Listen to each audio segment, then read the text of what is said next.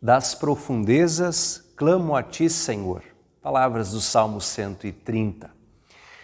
Com o advento das mensagens que enviamos aí por WhatsApp ou por e-mail, pouco se usa cartas enviadas pelos correios.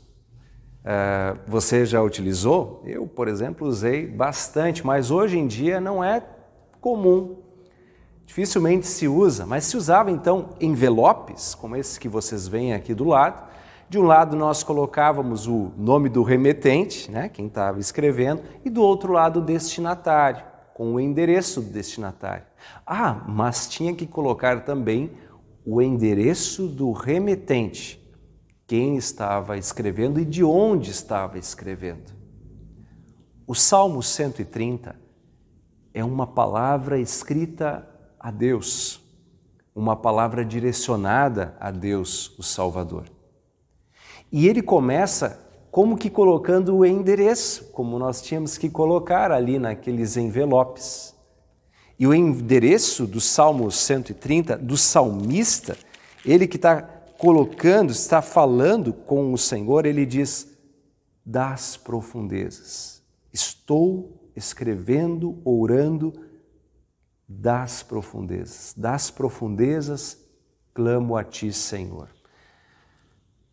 Você já se sentiu assim como o salmista, neste lugar, neste endereço das profundezas? É claro que do ponto de vista lógico, nós vamos pensar assim, profundezas de quê? Alguém gostaria talvez e gosta de mergulhar nas profundezas do mar, de passear nas profundezas de uma caverna, mas é óbvio que não é sobre isso que se trata. O salmista fala das profundezas da sua tristeza, das profundezas do seu pecado. Queremos refletir sobre como agir, como reagir de acordo com a palavra de Deus, especialmente de acordo com o Salmo, nesses momentos onde estamos nas profundezas.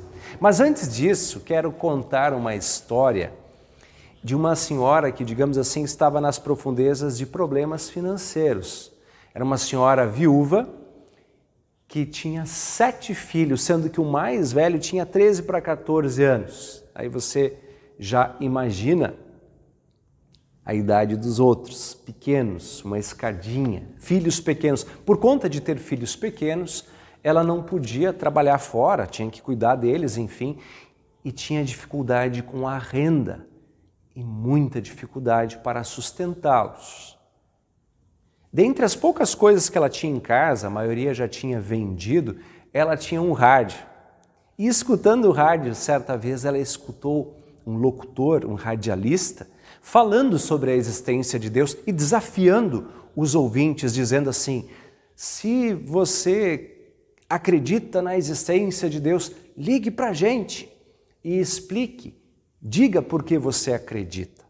Ela, essa senhora, mãe dos 7 filhos, nem telefone tinha, pediu emprestado o telefone para a vizinha e aí ligou para o radialista e disse que ela acreditava em Deus, porque era o Criador de todas as coisas e o mantenedor. Inclusive ela disse: se não fosse Deus, como eu poderia ainda estar viva com meus 7 filhos, sustentando-os?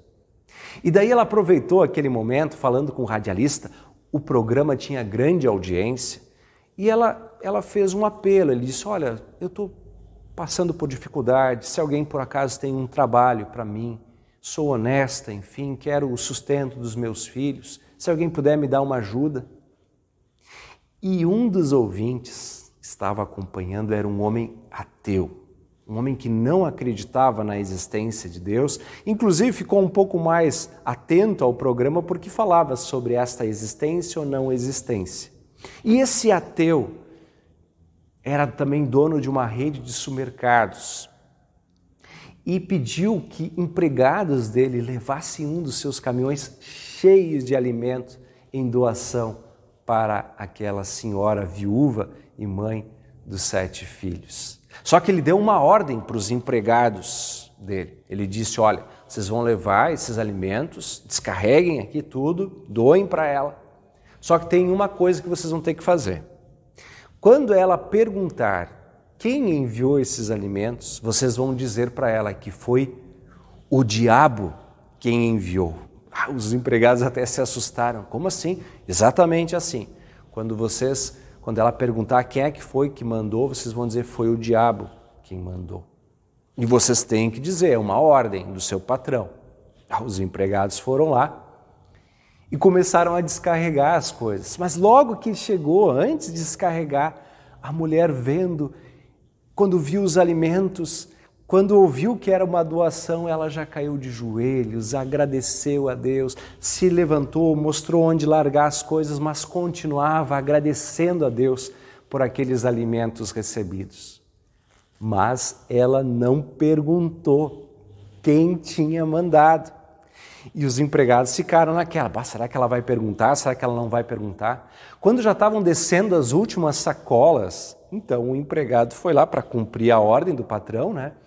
E disse para a senhora, vem cá, a senhora não tem curiosidade? A senhora não quer saber quem enviou esses alimentos? E essa senhora então disse assim, não, meu filho, não precisa dizer não quero saber, porque quando Deus ordena, até o diabo obedece. E o empregado ficou estarrecido com essa resposta, porque ele tinha que dizer que era o diabo que tinha mandado. Ele nem disse nada. A palavra da senhora foi firme. Quando Deus ordena, até o diabo obedece. Eu contei essa história, sinceramente não tenho certeza se ela é verídica ou não, para reafirmar isso que a Bíblia ensina, de que Deus é o Senhor de todas as coisas.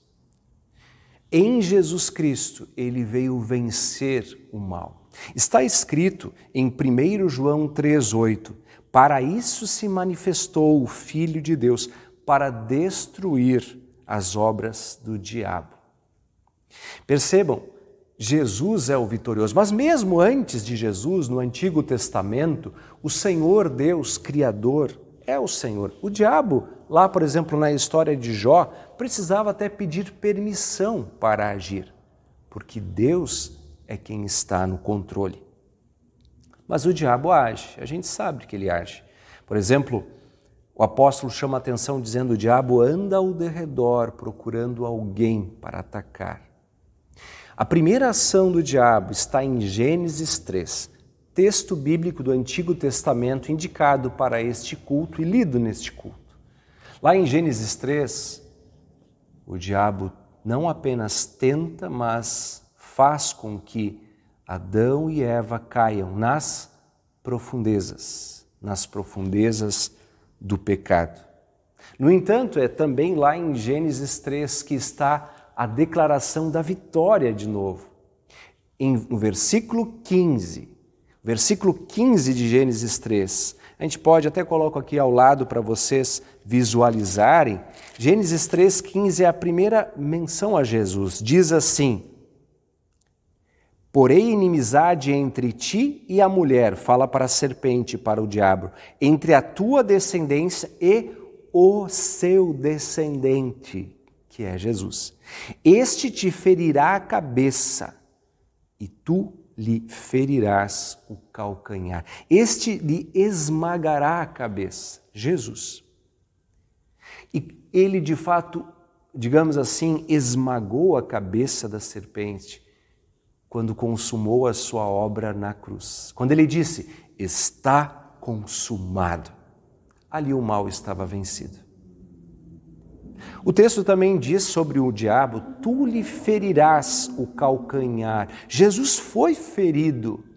Nós sentimos as consequências do pecado, mas Jesus também foi ferido. Mas como diz em Isaías 53, pelas suas pisaduras nós fomos curados. Assim percebemos claramente que o Senhor Jesus é o vencedor.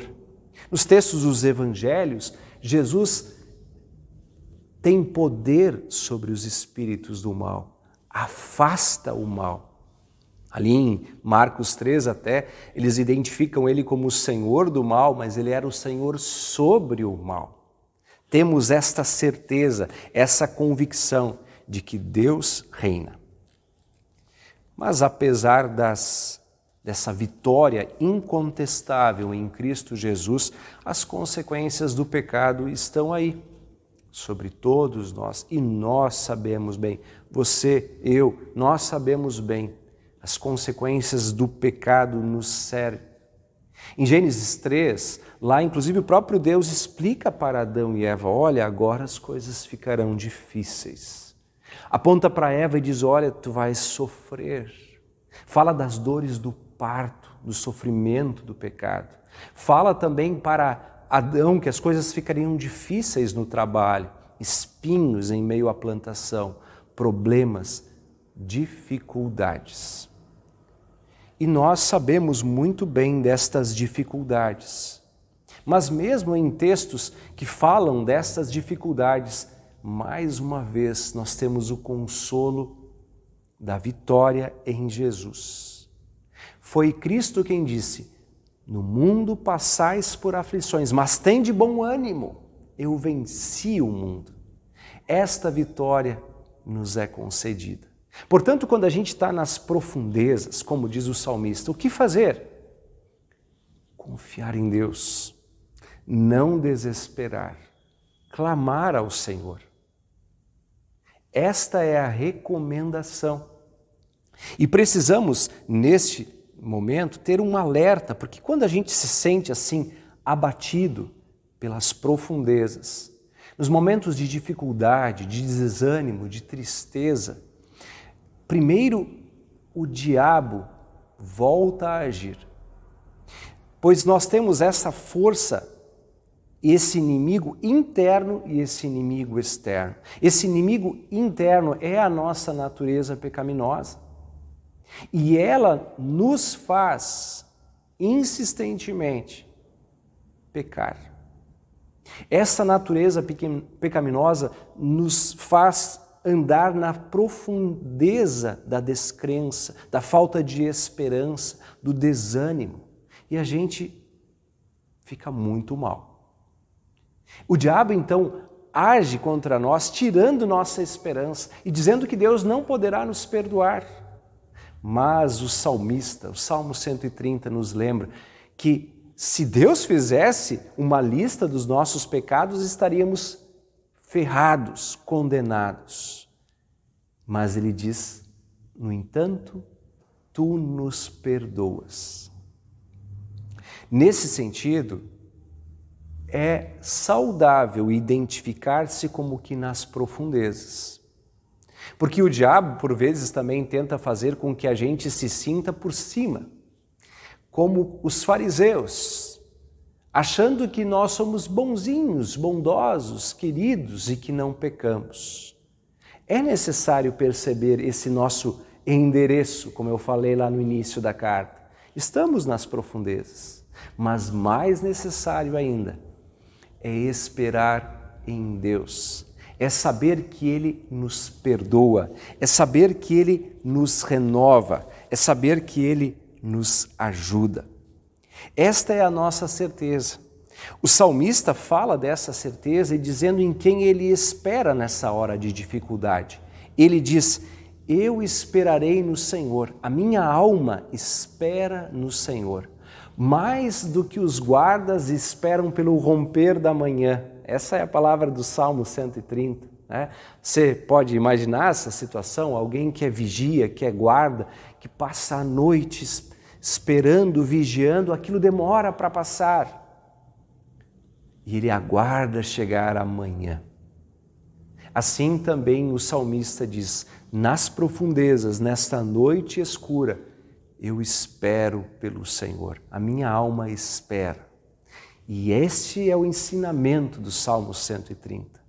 Você pode ter certeza que em Jesus há perdão e salvação, que em Jesus há um Deus que desceu dos altos céus e foi lá nas profundezas onde estamos para nos resgatar, para nos iluminar, para nos salvar.